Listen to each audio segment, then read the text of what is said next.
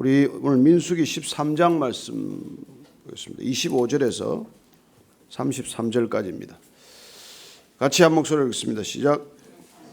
40일 동안 땅을 정탐하기를 마치고 돌아와 바란 광야 가데스에 이르러 모세와 아론과 이스라엘 자손의 온 회중에게 나와 그들에게 보고하고 그 땅의 과일을 보이고 모세에게 말하여 이르되 당신이 우리를 보낸 땅에 간즉 과연 그 땅에 젖과 꿀이 흐르는데 이것은 그 땅의 과일이니이다. 그러나 그 땅 거주민은 강하고 성읍은 견고하고 심히 클 뿐아니라. 거기서 아낙 자손을 보았으며 아말렉인은 남방 땅에 거주하고 헷인과 여부스인과 아모리인은 산지에 거주하고 가나안인은 해변과 요단가에 거주하더이다. 갈렙이 모세 앞에서 백성을 조용하게 하고 이르되 우리가 곧 올라가서 그 땅을 취하자 능히 이기리라 하나 그와 함께 올라갔던 사람들은 이르되 우리는 능히 올라가서 그 백성을 치지 못하리라. 그들은 우리보다 강하니라 하고 이스라엘 자손 앞에서 그 정탐한 땅을 악평하여 이르되 우리가 두루다니며 정탐한 땅은 그 거주민을 삼키는 땅이요 거기서 본 모든 백성은 신장이 장대한 자들이며 거기서 네피림 후손인 아낙 자손의 거인들을 보았나니 우리는 스스로 보기에도 메뚜기 같으니 그들이 보기에도 그와 같았을 것이니이다. 아멘. 40일 동안 정탐하기를 마치고 돌아왔습니다. 12명이 갔었죠. 이들이 돌아와서 이른바 보고대회를 열게 됩니다. 자, 이 보고대회를 열 때 늘 의견이 갈라진다는 것이죠. 사람들이 단 2사람이 보고 왔더라도 의견이 다를 수 있는 것이죠. 12사람이 10명과 2명의 의견으로 갈라집니다. 우리는 10명의 의견을 다수 의견이라고 말합니다. 2사람의 의견을 소수 의견이라고 말합니다. 우리가 무슨 헌법재판소에서 판결을 내놓더라도 또 어떤 재판 과정에서도 합의부 심판의 과정을 보면 다수 의견과 소수 의견이 늘 있다는 것이죠. 그러나 오늘 우리가 이 본문 말씀을 읽어가면서 우리는 다수 의견이 늘 옳지 않다는 것을 다시 한번 보게 됩니다. 또한 다수의 사람들이 본 것이 그것이 사실이라고 할지라도 진실과는 거리가 있을 수 있다는 것입니다. 우리는 흔히 사실과 진실을 외면하는, 이렇게 구분하지 못하는 경우가 많습니다. 우리는 사실을 곧 진실로 받아들여서는 안 된다는 것입니다. 사실은 어떻게 보면 진실의 한 조각일 수는 있어요. 그러나 사실 그 자체가 진실이 아닌 경우가 흔히 우리는 발견한다는 것을 보게 됩니다. 예를 들자면 이런 것이죠. 오늘 보니까 여기 앞에는 이렇게 또 비어 있잖아요. 그럼 앞에가 이렇게 비어 있는 건 사실 아닙니까? 그러나 교회가 텅텅 비었다라고 말하는 건 진실이 아니잖아요. 그러나 만약에 이 사실만을 본다면 뭐야, 오늘 아무도 안 나온 거야? 그렇게 말할 수 있는 것이죠. 그러나 저 뒤에 또 이렇게 있는 거 보면은 뒤에 있는 사람들은 사실이죠. 저기는 많이 앉아 있으니까. 그러면 저기 이렇게 가득 앉아 있다고 해서 교회가 차고 넘치는구나, 이렇게 말하는 것도 또 진실은 아니라는 것입니다.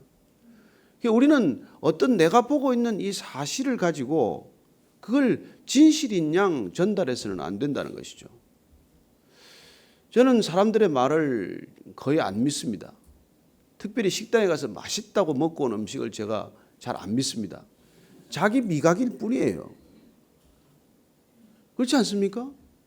또 우리가 보고 와서 대단하다, 가보면 대단한 게 그렇게 없잖아요. 아이들 눈에 대단하더라도 어른 눈에 대단하지 않을 수가 있는 것이고, 또 아이들 눈에 별거 아니더라도 어른 눈에는 그게 대단한 일이라는 것을 우리는 잘 알고 있기 때문에 우리가 특별히 이 믿음의 길을 가면서 내가 보고 있는 것이 비록 사실이라고 할지라도 그것이 진실이 아닐 수 있다는 것을 늘 우리가 이렇게 자각하고 있어야 한다는 것이죠. 우리는 진실을 전할 능력이 사실 없는 사람들이에요. 그래서 하나님께서는 우리의 판단을 조심하도록 그렇게 말씀하시는 것입니다.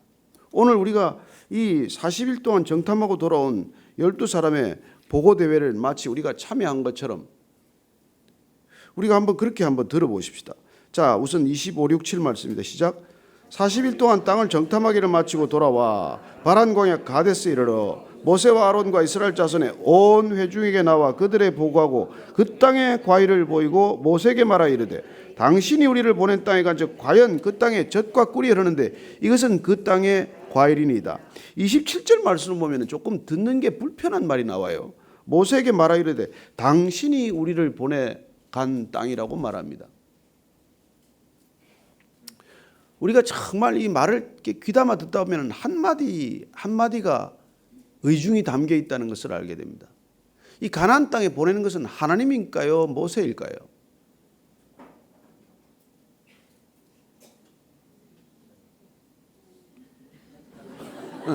대답이 안 되는구만. 그래, 이건 둘 다 맞는 거 아닙니까?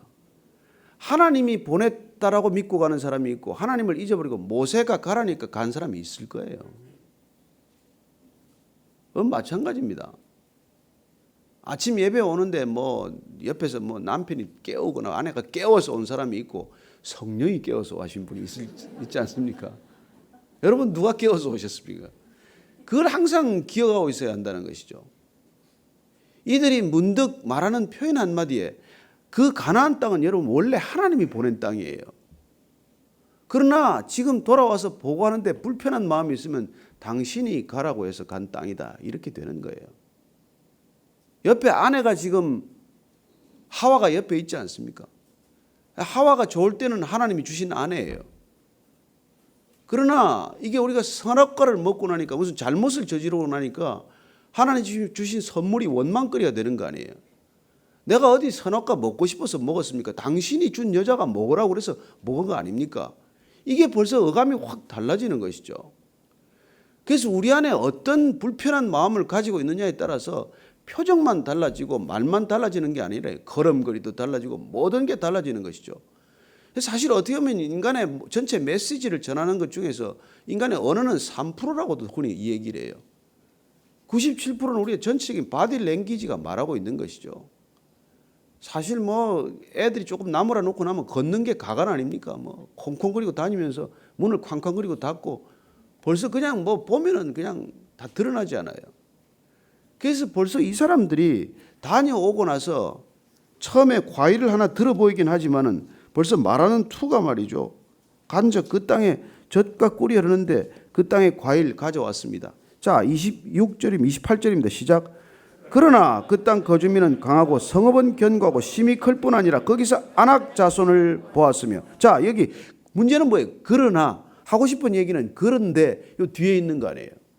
자, 과일은 가져와서 당신이 뭐 가져오라니까 내가 가져왔는데 그런데 가보니까 실제 보니까 그 땅 거주민은 강하고 성읍은 견고하다. 여러분 강하다 견고하다는 건 판단이에요. 키가 큽디다. 키가 뭐 한 3m쯤 됩니다. 이건 사실이지만 그들은 강합니다. 이건 이미 크다는 것에서 유추된 판단이에요. 성이 클 수 있습니다. 어느 고고학적인 이 기록이 따르면은 거기 가나안 땅의 제일 높은 성이 915m요. 너비가 45m에서 난공불락의 성으로 보일 수 있어요. 그러나 그 성이 크다 있지만 견고하다, 난공불락이다. 이건 이미 판단이 넘어간 거거든요.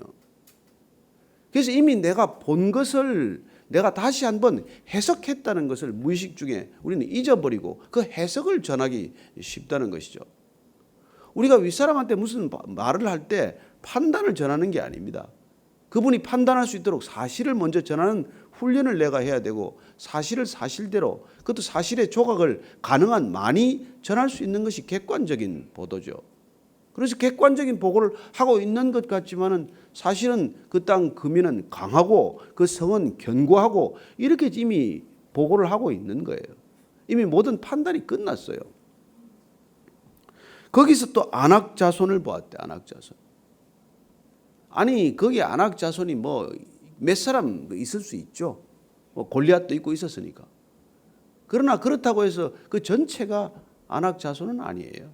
그렇지만은 그들의 눈에는 그렇게 이미 본 것이죠. 아말렉인은 남방 땅에 거주하고 헤딘과 여부스인과 아모리는 산지에 거주하고 가나안인은 해변과 요단가에 거주하더이다. 자세히 리포트하는 것 같지만 사실은 이들이 다 아낙 자손입니다. 그래서 우리는 이제 거기는 올라가기 걸렀습니다. 그 얘기를 하는 거예요. 그래서 갈렙이 모세 앞에서 어떻게 말합니까? 30절 말씀입니다. 시작.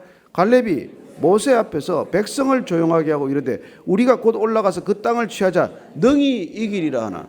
이미 부정적인 리포트가 백성들의 분위기를 그 마음을 싸하게 만드는 걸 보고 갈렙이 그 분위기를 반전시키고자 하기 위해서 그는 오히려 우리가 올라가서 그 땅을 취하자. 우리는 이길 수 있다.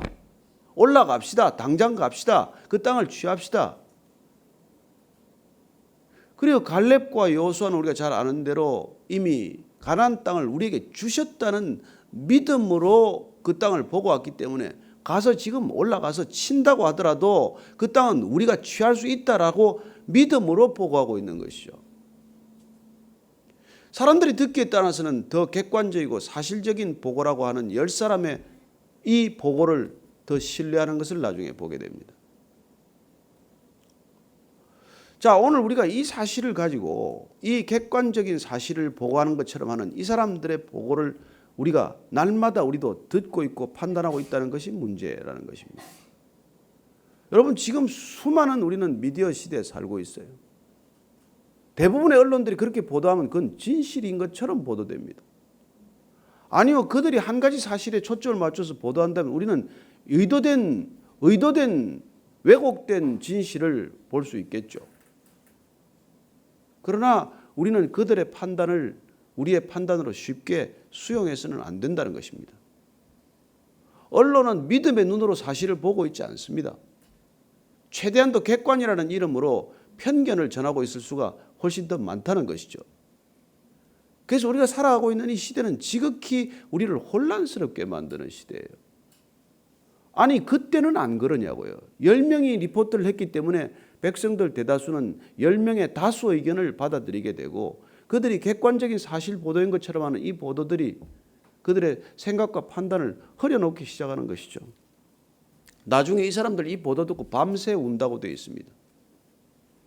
밤새 우는 건 내일 보기로 하고 좌우지간 오늘 한번 오십시다. 왜 능히 이기리라고 생각을 합니까? 갈렙이 얘기를 더 들어보겠습니다. 31절 시작. 그와 함께 올라갔던 사람들은 이르되 우리는 능히 올라가서 그 백성을 치지 못하리라. 그들은 우리보다 강하니라. 자, 갈렙이 얘기했더니 또 반론을 제시합니다. 10명들은 우리는 능히 올라가서 그 백성을 치지 못합니다. 왜요? 그들은 우리보다 강하기 때문에.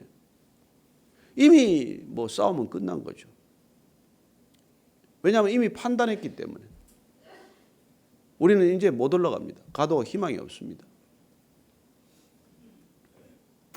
그리고는 32절 이렇게 말합니다. 시작. 이스라엘 자손 앞에서 그 정탐한 땅을 악평하여 이르되 우리가 두루다니며 정탐한 땅은 그 거주민을 삼키는 땅이요 거기서 본 모든 백성은 신장이 장대한 자들이며 거기서 네피림 후손인 아낙 자손의 거인들을 보았나니 우리는 스스로 보기에도 메뚜기 같으니 그들이 보기에도 그와 같았을 것이니라. 자, 자기들이 정탐한 땅은 거주민을 삼키는 땅이라고 했습니다. 땅에 지진이 나서 사람이 빠지기를 했겠습니까? 뭘 보고 한데 그 땅이 사람들을 다 삼키는 땅이라고 말하겠습니까? 모든 백성이 신장이 장대하다. 아니, 여러분, 큰 사람도 있고 작은 사람도 있지 왜 모두가 다 키가 크다고 말합니까? 이미 이 보고는 객관성을 잃었음에도 불구하고 다수 의견이라는 이유로 그리고 반론을 제시하는 수보다도 숫자가 많다는 이유로 사람들의 마음을 사로잡기 시작하는 것이죠. 그들은 심지어 이렇게 말합니다. 우리가 스스로 보기에도 메뚜기 같으니 그들이 보기에도 그와 같았을 것이다. 자, 자기 자신을 메뚜기로 여긴 이유가 뭡니까? 큰 사람을 보았거든요. 어쩌면 큰 사람 하나를 보았을 수도 있죠. 그런데 큰 사람을 보고 크기를 기준 삼으면 크기가 문제가 되는 거예요. 여러분, 내가 보고 있는 것을 기준 삼으면 기준 삼는 순간 그게 문제를 일으키게 돼 있어요. 이 사람들이 크기에 초점을 맞추었기 때문에 큰 게 문제가 되는 거예요. 넓이를 가지고 문제를 삼았다면 넓은 거 가지고 문제를 만들겠죠. 무슨 말인지 잘 이해가 안 되는 말인데, 여러분, 우리가 살아가면서 이런 관점을 가져서는 안 된다는 것입니다. 믿음의 관점이란 세상이 주는 이런 크기나 넓이나 높이나 눈에 보이는 것들을 기준으로 삼는 삶을, 패러다임을 완전히 바꾸는 삶이에요. 저는 여러분들이 크기에 기준을 두지 않게 되기를 바랍니다. 긴 거에 기준을 두지 않게 되기를 바랍니다. 무거운 거에 기준을 두지 않게 되기를 바랍니다. 단순히 크다는 이유로 그게 기준을 삼지 않게 되기를 바랍니다. 여러분, 오늘날 우리는 생각 전체를 바꿔야 합니다. 왜 여러분 종교개혁이 일어났습니까? 왜 500년 전에 마틴 루터가 비텐부르크 성당에 그런 대자보를 붙였습니까? 여러분, 로만 캐톨릭에 견고하면 지금도 여러분 보십시오. 이 세상에 이런 종교기관 단체가 어디 있습니까? 그런데 한낱 그 신부가, 젊은 신부가 어떻게 로마 황제를, 로마 교황을 향해서 여러분 선전포고를 할 수 있습니까? 그 로마 교황이 작아 보였기 때문이에요. 하나님이 더 커 보였기 때문이에요. 그 교황청의 칙령이 그게 무게가 가벼워 보였기 때문이에요. 성경이 훨씬 무거워 보였기 때문에 그런 거예요. 저는 여러분들이 진실로 뭐가 크고 뭐가 중요하고 뭐가 더 영원한 것인지를 확실한 기준을 갖게 되기를 바랍니다. 여러분, 이 교회는 세상에 보면 작은 교회예요. 이거 찾아오려면 문표가 없어서 사흘 동안 찾았고 돌아간 사람도 있답니다. 이 골목을 왔다 갔다 하는 사람들. 그러나 저는 이 교회가 작다고 생각하지 않습니다. 왜요? 하나님이 여기 계시기 때문에. 여러분, 하나님이 계신 교회가 바른 교회예요. 큰 교회예요. 건물 지금 우리가 뭐 어디로 갈지 모르잖아요. 무슨 누가 이거 걱정하는 사람이 있습니까? 제가 이게 나가야 된다고 그래서 감사 기도를 했더니 참 태평스러운 얘기 한다고 그러대요. 또 주님께서 어디로 인도하실래나 기대가 되는 것이죠. 여러분, 주님께서 이 장소를 옮긴다면 장소를 예비 안 해놓고 옮기겠습니까? 우리 아버지가 그런 아버지입니까?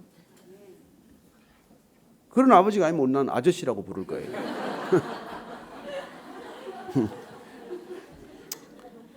문제는 나를 메뚜기로 보았는데 심지어는 이 자기 모멸, 자기 비하, 이게 자기 연민이 되면 여러분 다른 사람도 나를 그렇게 볼 거라고 생각을 해요. 그래서 그들도 나를 메뚜기처럼 볼 겁니다. 이런 어처구니 없는 지경에 이르는 거예요. 자, 이게 우리가 말하는 이른바 염려, 불안의 진상 아닙니까? 누가 지금 이 온 12명, 12명 같은 제가 본 데는 이스라엘 백성들 가운데서도 아마 기골이 장대하고 굉장히 건강한 사람들, 젊은 사람들을 보냈을 거예요. 근데 그들조차도 믿음의 눈으로 보지 않고 크기를 문제 삼았기 때문에 나보다 더 큰 기준에 짓눌려서 나는 메뚜기 같고, 여러분 메뚜기 많은 사람이 어디 있습니까 여기? 그러나 내가 작아지면 그렇게 볼 수 있다는 거예요. 그럼 우리가 하나님 앞에서 나는 먼지요 티끌이다 이렇게 말하는 거하고는 어떻게 다를까요? 여러분, 그렇게 비교하는 것은 가능한 비교예요. 왜냐하면 하나님이 무한하신 분이니까, 영원하신 분이니까. 그분 앞에서 우리는 한낱 먼지요 진흙이라고 말할 때 우리는 하나님의 위대하심을 찬양하는 것이 되고 하나님의 은혜를 구하는 겸손한 자가 되지만, 여러분 사람 앞에 앉아가서 그는 거인이요 나는 메뚜기와 같습니다, 이거는 비교가 달라요. 그건 자기 비하요, 자기 모멸이어서 자기 연민에 불과하고 그건 일종의 열등감이요, 그건 우월감보다도 하나도 나을 게 없다는 것이고 교만보다도 하나도 나을 게 없는 게 되는 것이죠. 저는 오늘날 이 그리스도인들이 정말 눈을 뜨고 우리가 본 믿음의 눈으로 하나님을 보고 있는 그런 눈으로 이 세상을 바라볼 수 있게 되기를 바랍니다. 그때 세상은 정말 먼지만도 못한 게 되는 거예요. 이게 뭐가 대단합니까? 이 세상이 이렇게 추악하고 이렇게 더럽고, 이 세상을 우리가 정말 하나님께로 인도해야 할 책임 때문에 이 세상에 있지 한순간도 여기 몸을 담고 있을 데가 없어요. 소명이 없다면 이 땅에 머무를 이유가 하나도 없는 곳입니다. 우리가 가야 할 곳은 그곳이요 본향이요, 새하늘 새 땅이요 새 성전이요, 그곳은 빛도 어둠도 없는 것이요 밤도 없는 것이요. 그럼에도 불구하고 우리가 이 땅에 있는 이유는 하나님께서 이 땅에 주신 소명이 있기 때문이요, 이 땅에 우리가 빛과 소금의 정체성을 지키고 있으라고 하는 그 하나님의 지함은 그 명령 때문에 있는 것이지 뭐 여기 뭐가 좋아서 있겠어요. 그래서 세상 사람들이 보는 기준을 가지고 따라보면서 그들과 아웅다웅할 이유가 없잖아요. 기준이 다른데 어떻게 우리가 부딪힙니까? 우리는 긍휼히 여길 뿐이죠. 저는 여러분들이 세상 사람들과 싸우지 않게 되기를 바랍니다. 불쌍히 여기면 되는 것 아니에요. 그리고 너무 또 불쌍한 이렇게 눈초리로 보면 자존심 상하니까 극한 눈으로 봐야죠. 사랑하는 눈으로 봐야죠. 안 됐다, 이렇게 혀나 차고 있으면 안 되니까. 저는 여러분들이 본다고 하나 이 보지 못하는 사람들의 이 실상을 우리가 깨달아야 된다는 것입니다. 주님께서 오셔서 말씀하십니다. 눈먼 맹인을 눈에 뜨게 하시고 나서 요한복음 한번 찾아보세요. 9장 39절 이하를 한번 읽어보시죠. 요한복음 9장 39절 40절 41절입니다. 자, 맹인의 눈을 뜨게 하셨습니다. 날 때부터 맹인인 사람을 뜨게 했어요. 그러고 나서 말씀하십니다. 시작. 예수께서 이르시되 내가 심판하러 이 세상에 왔으니 보지 못하는 자들은 보게 하고 보는 자들은 맹인이 되게 하려 함이라 하시니 바리새인 중에 예수와 함께 있던 자들이 이 말씀을 듣고 이르되 우리도 맹인인가? 예수께서 이르시되 너희가 맹인이 되었더라면 죄가 없으리니와 본다고 하니 너희 죄가 그대로 있느니라. 본다고 하니 죄가 그대로 있는 거예요. 본다고 하니 죄인들은 보는 것마다 죄를 만들어요. 어처구니 없게 이 사람들이 보고 왔지만 그 보고하는 이 모든 것들이 죄를 지금 만들고 있는 거예요. 죄인들의 보고는 여러분 들을 게 없습니다. 사실 본다고 하나 못 본다는 걸 우리가 이렇게 깨닫는다면 늘 믿음의 눈을 뜨고 새로운 눈으로 정말 제대로 볼 수 있는 그런 훈련이 돼야 돼요. 여러분 우리가 믿음의 눈을 뜨지 못하면 보는 모든 게 짜증납니다. 저 사람 왜 저러고 사나? 저 사람 왜 저렇게 안 받을 대접을 받나? 나는 왜 이 대접을 못 받나? 맨 이게 여러분 이 눈 때문에 생기는 거예요. 그래서 차라리 맹인이 낫다는 거예요. 안 보고 사는 게. 여러분 찬송가 제일 많이 쓴 사람이 누구예요? 맹인이에요. 나고 나서 6주 만에 눈이 멀었던 사람이 찬송가 작사를 9,000곡 했습니다. 파니 크로스비예요. 95세까지 살았습니다. 눈을 뜨면 당신은 어떻게 이 세상을 보고 싶습니까? 기자가 물었어요. 나는 눈 뜨고 싶지 않습니다. 나는 눈을 뜨고 보고 싶은 것은 그분 한 분뿐입니다. 그리고 내 눈으로 제일 먼저 그분을 보는 것이 소원입니다. 그래서 나는 다시 태어나더라도 눈 뜨고 싶지 않습니다. 이게 그 찬송가를 우리가 잘 아는 수많은 찬송가를 지은 파니 크로스비의 고백이에요. 여러분 본다고 하나 우리가 뭐 대단한 걸 보고 사는 거 아닙니다. 안 봐도 되는 것들을 수없이 보고 살고 잘못 보고 살면서 제대로 본다고 주장하고 살고 그러고 사는 거예요. 그래서 오늘 우리가 다시 한번 이 가나안 정탐을 마치고 돌아온 이 다수 의견과 소수 의견 앞에서 우리도 다시 우리가 갔다면 우리는 뭐 나는 갈렙과 여호수아처럼 봤을 겁니다. 그렇게 말할 수 있는 사람이 여기 몇 명이나 되겠어요. 우리가 갔더라도 동일하게 다수 의견을 내놓는 사람에 속했을 것입니다. 그러나 우리가 결단코 믿음의 눈을 뜨고 믿음의 관점을 가지고 믿음의 프레임을 가지고 이 세상을 들여다보자는 거예요. 큰 게 있습니까? 크지 않습니다. 대단한 겁니까? 대단하지 않습니까? 저는 정말 여러분들이 위대하신 하나님의 품에 붙들렸게 손에 붙들렸기 때문에 이 세상이 지극히 작아 보이게 되기를 바랍니다. 그리고 이 세상이 부럽지 않게 되기를 바랍니다. 여러분 큰 차 작은 차 따지지 마십시오. 신발이 제일 큰 차라고 생각하고 걸어 다니십시오. 차라리 더 큰 차 저기 전철 타면 제일 큰 차 아닙니까? 뭐 누가 BMW 탔다는데 보니까 뭐 버스, 메트로, 워킹 그게 BMW라고 그러던데 뭐 걱정하지 마시고 그렇게 사시고 여러분 큰 집에 안 살아도 됩니다. 여러분 들은 눕는 자리는 똑같지 않습니까? 뭐 침대가 크면 얼마나 크겠어요. 잠 자는 곳이 잘 드는 곳이 좋은 침대인 줄 아시고 그렇게 여러분들 지낼 수 있게 되기를 바랍니다. 오늘 믿음의 눈을 뜨고 이 자리를 나가십시오. 하루 종일 믿음의 눈으로 세상을 보십시오. 믿음의 관점으로 사람을 평가하십시오. 왜 저 사람은 저러냐 이 사람은 이러냐 그런 하찮은 평가 내 평가에 휘둘리지 마십시오. 그건 하나님에게 맡기고 미운 생각 들면 기도하면 되는 것이고 불쌍한 생각 들면 기도하면 되는 것이고 사랑스러운 생각 들면 기도하면 되는 것입니다. 오늘도 우리가 그렇게 기도의 자리에서 정말 내 안에 있는 모든 사람들 주께서 다시 한번 긍휼을 베풀어 주도록 기도하십시다. 같이 한번 기도하겠습니다. 하나님 아버지 믿음의 눈으로 사람을 보게 하시고 믿음의 눈으로 상황을 보게 하시고 믿음의 눈으로 이 나라 이 민족을 보게 해 주옵소서. 사실은 객관적인 사실이라고 보는 것은 정말 소망이 없고 불안하고 염려가 되지만, 그러나 세상에 염려할 것 없다는 것을 주님께서 말씀해 주셨습니다. 왜 염려하느냐? 하늘을 나는 새도 염려하지 않고 들에 핀 백합화도 염려하지 않는데 왜 먹고 사는 문제로 염려하느냐 말씀하셨사오니, 주님 믿음의 눈을 들어 걱정하지 않게 하시고 염려하지 않는 우리의 일상이 되게 하여 주옵소서. 내 호주머니에 아무것도 없다고 할지라도 주님 호주머니 든든하다고 믿고 살게 하시고, 내가 지극히 정말 작은 어린아이와 같다고 하더라도 하나님 아버지께서 어린아이와 같아야 천국 간다고 하셨사오니 어린 사람으로 살게 하여 주옵소서. 그렇게 담대한 믿음의 자리로 달려가는 우리 모두가 되게 하여 주옵소서. 살아계신 하나님 아버지, 오늘도 믿음의 눈으로 걷는 하루가 되게 하여 주시고 믿음의 눈을 뜨고 세상을 바라보는 하루가 되게 하여 주옵소서.